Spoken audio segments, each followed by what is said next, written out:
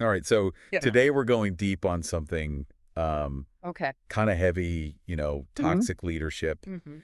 And we're looking at this LinkedIn post, right, from somebody who worked in the Pakistani telecom industry. Wow.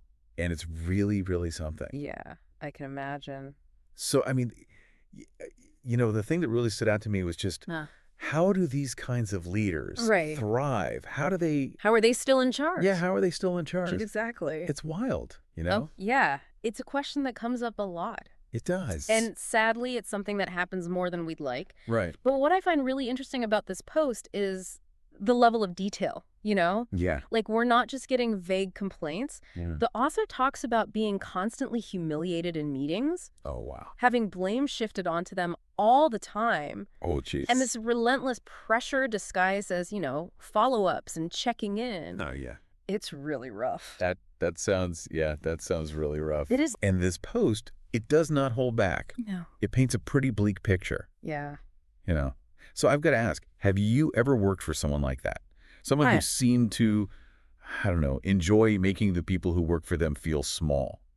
I think most people have probably experienced some version of that, you know? Yeah. Hopefully not to that extreme, but Right. but yeah, what we're seeing in this post are like the classic signs of a toxic leader, right? Right. The lack of empathy, focus on power over team success, and just no awareness of how their actions affect others. It's almost like they're living in this bubble Yeah, of ego, right? exactly. An ego bubble. And so that leads to the question of, why? Right. Why do people act like this? Hmm. I mean, this LinkedIn post even asks that. Yeah. Like, what is going on in their heads? Well, that's where the psychology gets really interesting. Okay. One theory is it's insecurity.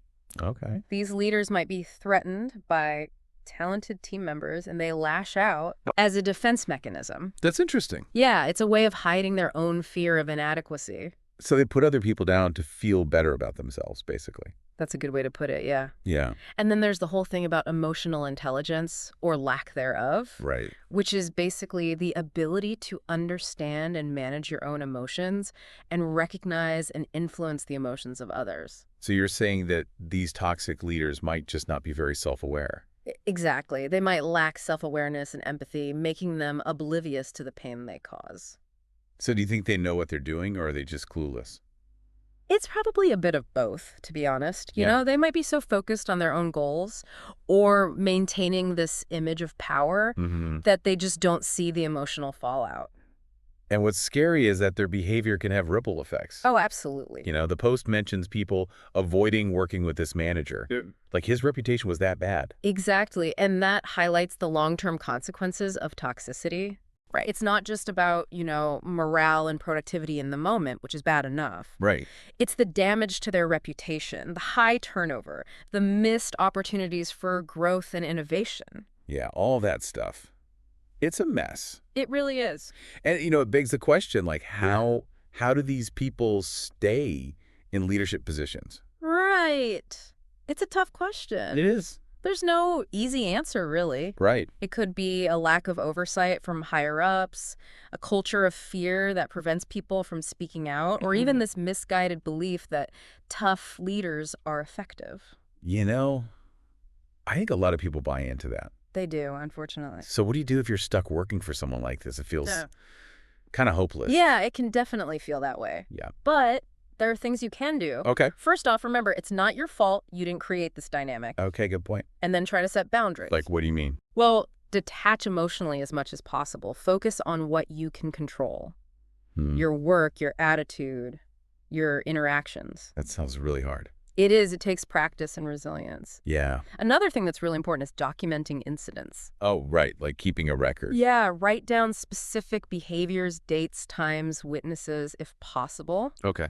That can be really helpful if you need to go to HR or legal. Yeah, that makes sense. Mm-hmm. So in this LinkedIn post, Yeah. the author ended up resigning. They said their mental health was more important. Right. Do you think that's always the answer? It's a big decision, for sure, and not one to take lightly. Yeah. But sometimes it is the healthiest option. Yeah. You have to weigh the pros and cons, like financial stability versus your well-being. Right. But there's no shame in putting your mental health first, ever. That's a really good point. Mm-hmm. And it makes you think about what we value in leaders. you know? Exactly. And thankfully, there's a growing focus on empathy, accountability, and ethical leadership. This shift away from command and control is encouraging, but we still have a long way to go. Yeah, for sure. I wonder, what happens to those toxic leaders eventually? What's their future? Well, it depends. Oh. Some might keep climbing the ladder, leaving a trail of unhappy people behind them. Others might hit a ceiling, their reputation catching up with them. It's like karma, almost.